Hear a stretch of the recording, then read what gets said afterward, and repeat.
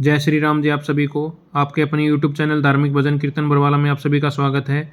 जैसा कि आप सभी को पता है कि आज रविवार यानी इतवार है, तो आज के दिन भगवान सूर्यदेव की पूजा की जाती है और सूर्यदेव भगवान का ही व्रत किया जाता है। तो आज आप सभी को इस वीडियो में सूर्यदेव भगवान के व्रत की विधि, कथा और मंत्र आप सभी को बताएंगे। तो वीडियो के एंड तक जरूर बने रहें और कथा को ध्यानपूर्वक सुनें। तो आइए शुरू करते हैं रविवार की व्रत कथा की विधि। यह व्रत सभी मनोकामनाओं की पूर्ति करने वाला है, मान सम्मान में वृद्धि और शत्रु क्षय करने वाला है। प्रातःकाल स्नान आदि से निर्वृत्त होकर स्वच्छ वस्त्र धारण करें, पवित्र स्थान को लीपकर सूर्यदेव की पूजा की करें, शांतचित्त होकर परमात्मा का स्मरण करें। भोजन एक समय ही करें, तेल व नमक युक्त भोजन न करें। भोजन तथा फलाहार सूर्य अस्त होने से पहले ही कर लेना चाहिए। यदि भोजन करने से पूर्व सूर्य छिप जाए तो दूसरे दिन सूर्य के उदय होने पर अर्घ देकर भोजन ग्रहण करें। व्रत के अंत में व्रत की कथा सुनें और इस दिन सूर्यदेव भगवान के मंत्र का जाप करें।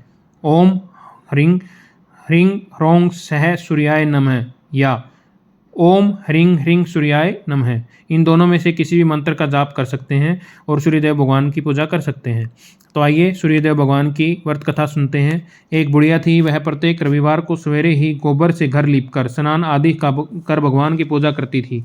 फिर भोजन तैयार कर भगवान का भोग लगाकर स्वयं भोजन करती थी। श्री हरि की कृपा से उसका हर घर सभी प्रकार के सुख समृद्धि धन धान्य से पूर्ण था। किसी प्रकार का विघ्न या दुख नहीं था। सब प्रकार से घर के में आनंद रहता था। उसने एक पड़ोसन जिसके गऊ का गोबर वह बुढ़िया रोज लाया करती थी, उस बुढ़िया की संपन्नता से जलने लगी। वह विचार करने लगी कि यह वृद्धा सर्वदा मेरी गऊ का गोबर ले जाती है, इसलिए अगले दिन से वह अपनी गऊ को घर से भीतर बांधने लगी। वह रविवार का दिन था। बुढ़िया गऊ का गोबर न मिलने के कारण अपना घर न लीप सकी। उस दिन उसने न भोजन बनाया और न भगवान को भोग लगाया और न ही स्वयं भोजन किया। इस प्रकार उसने निराहार व्रत किया। रात्रि हो गई, वह भूखी ही सो गई। रात्रि में भगवान ने उसे स्वप्न में दर्शन दिए और भोजन न बनाने तथा भोग न लगाने का कारण पूछा। वृद्धा ने कहा उसे गोबर नहीं मिला, इस कारण वह अपना आपका भोग न लगा सकी। तब भगवान ने कहा कि हे माता, हम तुमको ऐसी गऊ देते हैं जो सभी इच्छाएं पूर्ण करती है। क्योंकि तुम हमेशा रविवार को पूरा घर गऊ के लिए गोबर से लीपकर भोजन बनाकर भोग लगाकर स्वयं ही भोजन ग्रहण करती हो, इसलिए मैं बहुत प्रसन्न हूँ। मैं निर्धन को धन और बांझ स्त्रियों को पुत्र देकर उनके दुखों को दूर करता हूँ तथा अंत समय में मोक्ष प्रदान करता हूँ। स्वप्न में ऐसा वरदान देकर भगवान अंतर्ध्यान हो गए। प्रातः जब वृद्धा की आंखें खोली तो उसने देखा कि आंगन में एक अति सुंदर गऊ और बछड़ा बंधे हुए हैं। गऊ और बछड़े को देखकर वह वृद्धा अत्यंत प्रसन्न हुई। उनको घर के बाहर बांध दिया, वहीं उनके खाने के लिए चारा भी डाल दिया। जब उसकी पड़ोसन ने बुढ़िया के घर के बाहर एक अति सुंदर गऊ और बछड़े को बांधा देखा तो द्वेष के कारण उसका हृदय जल उठा।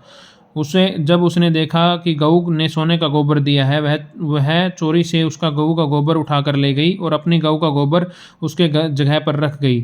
वह प्रतिदिन ऐसा करती। सीधी सादी बुढ़िया को उसकी इस चालाकी की खबर नहीं हुई। सर्वव्यापी ईश्वर ने सोचा कि चालाक पड़ोसन के कर्म से बुढ़िया ठगी जा रही है। एक दिन भगवान ने संध्या के समय अपनी माया से बड़े जोर की आंधी चलाई दी।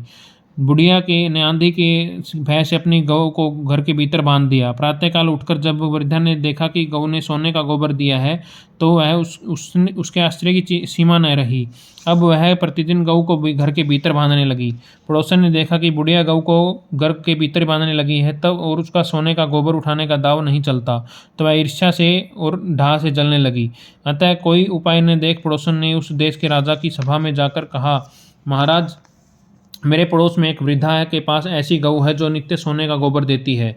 आप वह सोना प्राप्त कर अपनी प्रजा का पालन करिए। वह वृद्धा इतने सोने का क्या करेगी। उसकी बात सुनकर राजा ने अपने दूतों को वृद्धा के घर से गऊ लाने का आदेश दिया। वृद्धा प्रातः भगवान का भोग लगा भोजन ग्रहण करने जा रही थी कि राजा के कर्मचारी गऊ खोलकर ले गए।